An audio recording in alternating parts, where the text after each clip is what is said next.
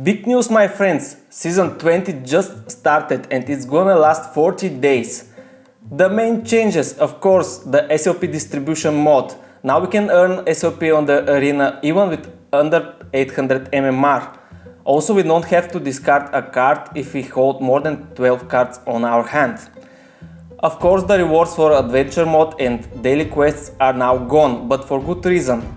Now we have to focus our mind on the arena if we want to earn more SLP and therefore more money, my friends.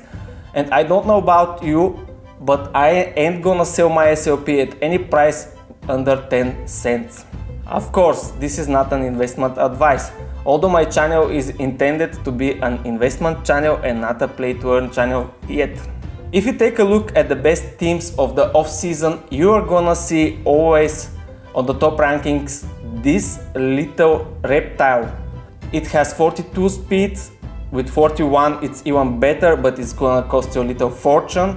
With 2 reflection cards, tiny swing, very good card after the 4th round, and of course the Kotaro bite for extra energy.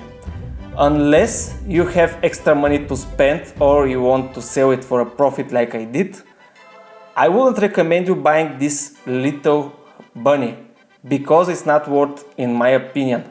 Instead, I'm gonna present you my little team with as little as possible investment, as I always tend to look for the best return on investment and to get the most value for my money invested in the game. So the game is still winnable, as my target is to earn 50 SLP a day. This means I have to stay at the rank at around 1200 MMR and win at least 10 games a day.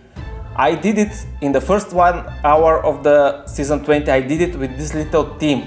So now you have it, this little reptile with the Sirius for energy control, the Garish Worm, I described this in my last video, lagging, and Thorny Caterpillar for allergic reaction. This little bunny cost me just 0.012 Ethereum. Next we have the plant, which is the most expensive member of my team. Now you can find it even cheaper.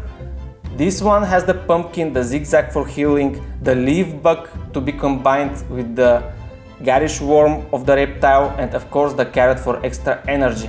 And on the backline I have this little beautiful aqua with Risky Fish, Purge, one of the most important cards of this little Axie, lagging again to be combined with the midliner and the Garish Worm, and Navaga if I strike first.